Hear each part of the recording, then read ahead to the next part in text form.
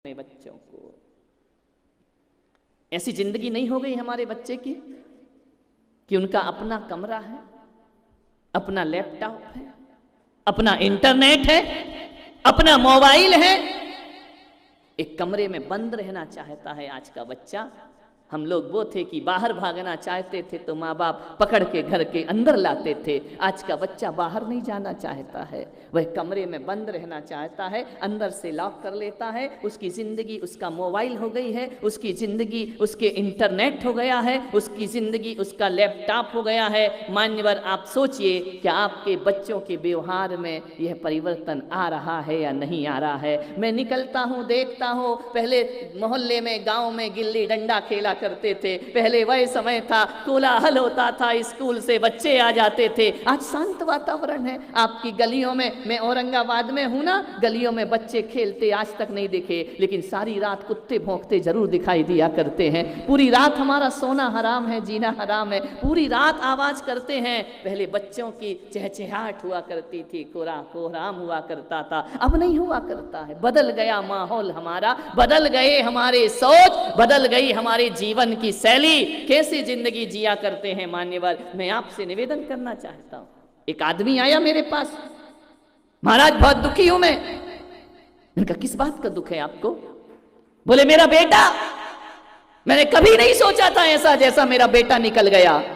इनका कैसा निकल गया? बोले महाराज, वो कोई हमारे संस्कार और परंपराओं को जीना नहीं चाहता है। मंदिर आना दूर की बात है, मंदिर तो आना ही नहीं चाहता। और मुझे नहीं मालूम कि साल में वो कितनी बार भगवान के दर्शन करता होगा। अभिषेक पूजा उसे बेकार की बातें लगती हैं, धर्म उसे बेकार की बातें लगती हैं। महाराज, मैंने सोचा नहीं था मेरी औलाद ऐसे निकलेगी। मान्यवर, सोचना है। जब बच्चा छोटा होता है ना, तो नाव की तरह माँ से बंधा रहता है। जहाँ जहाँ माँ जाती है वहीं वहीं बच्चा जाता है।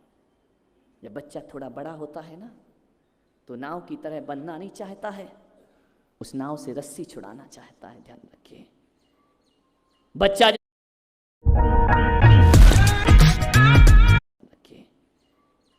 जब छोटा होता है, बहुत छोटा होता है, तो माँ की गोद में बैठना चाहता है। वो बच्चा जब बड़ा होने लगता है ना, तो गोद से दूर भागता है।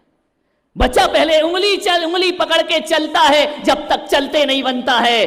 और जिस दिन बच्चे से चलना बन जाता है ना, वो माँ की उंगली पकड़ना नहीं चाहता है। ध्यान रखिए, ऐसा नहीं लगता है कि जैसे जैसे बच्चा किशोर होता है, हमारी गोद से बहुत दूर होता चला जाता है, वह हमारे पास आने से डरता है। एक बात याद रखना, औलाद बड़ी हो जाती है, माँ कभी बड़ी नहीं हुआ करती है। माँ तो हमेशा माँ हुआ करती है। ध्यान रखना, माँ कभी बड़ी नहीं होती, माँ कभी बूढ़ी नहीं हुआ करती है, वह हमेशा माँ ही बनी रहती है। औलाद बहुत बड़ी हो जाती है, इतनी बड़ी कि हमारा बेटा हमसे दूर हो जाया करता है। हमारा बच्चा जब पहले छोटा था, छोटी सी बालिकाएं थी, छोटा सा बालक था, स्कूल से आता था, एक एक बात शेयर करता था। मम्मी आज स्कूल में ये हुआ, माँ आज टीचर ने ये बोला, आज मुझे ऐसा हुआ, आज स्कूल में मेरे ये दोस्त बने, आज स्कूल में ऐसा मजा आया। एक एक बात बच्चा खाना खाते जाता था और माँ बाप से शेयर करते जाता था। आज तुम्हारा बच्चा बड़ा हो गया, कुछ तुमसे शेयर करना चाहता है, कुछ बात तुम्हें बताना चाहता है? नहीं, मालूम है, पहले वो माँ को मित्र समझता था, पिता को मित्र समझता था, लेकिन जैसे जैसे किशोर अवस्था आती है ना, अब तुम मित्र नहीं हुआ करते हो। उसके मोबाइल पर उठा करके देखो, वह फेसबुक में, वह कंप्यूटर में, वह इंटरनेट में, वह अपने फ्रेंड्स ग्रुप बनाया करता है, वह अपने दोस्त बनाया करता है। ना जाने कितने कितने दोस्त बनाता है। विचार करिए, आज का माहौल मैं आपके सामने चित्रित करने का प्रयास कर रहा हूँ।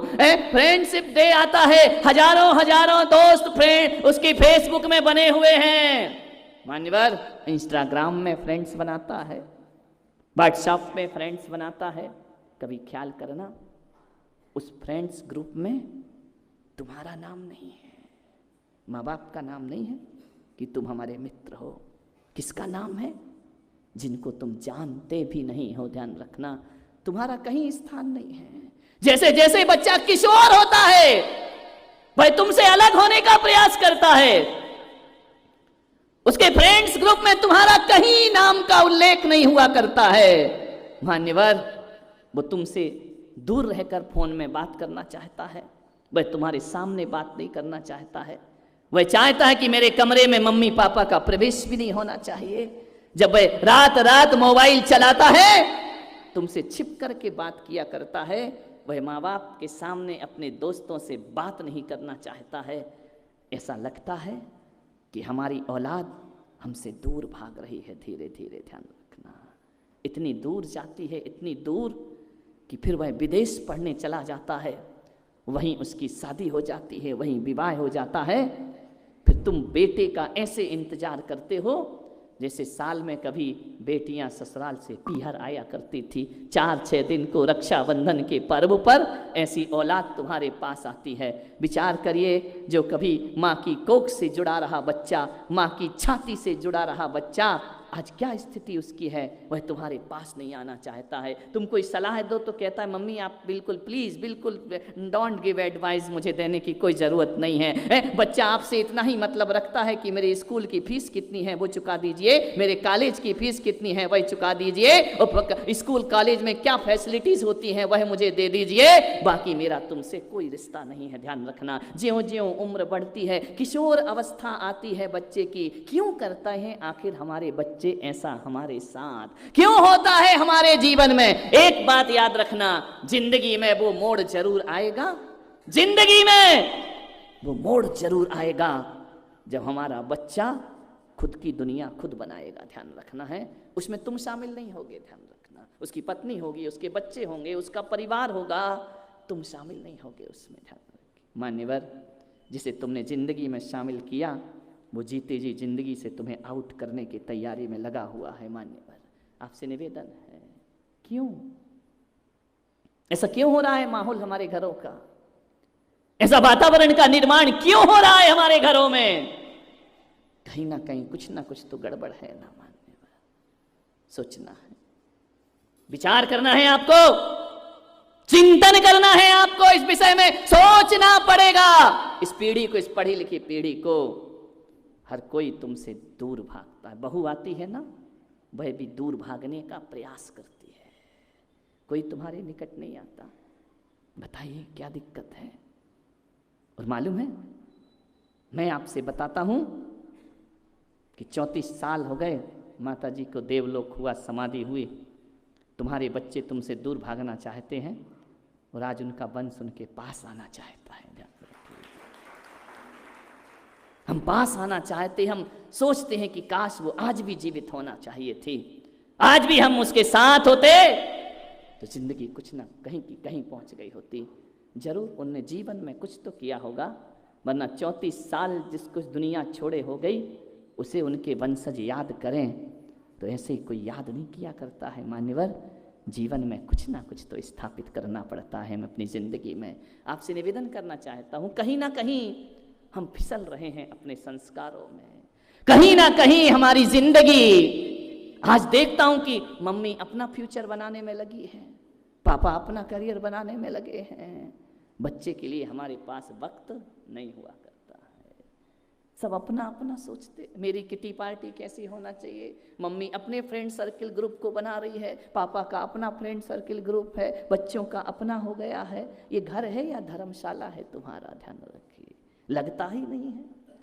ऑफिस से, दफ्तर से, दुकान से लौट कर आते हो, पत्नी टीवी देख रही है, अब तो टीवी भी गई एक तरफ, अब तो हाथ में टीवी है 24 घंटे, मोबाइल, पापा अपने में लगे हैं, मम्मी अपने में लगी है, बच्चे अपने कार्टून में लगे हुए हैं, दादा दादी चुपचाप तमाशा देख रहे हैं कि हो क्या रहा है यहाँ पर। विचार करिए, सब कोई, अब घर में ये कहना नहीं पड़ता कि शोर मत मचाओ, मोबाइल दे दो, शांति अपने आप आ जाया करती है। ध्यान रखिए मान्यवर,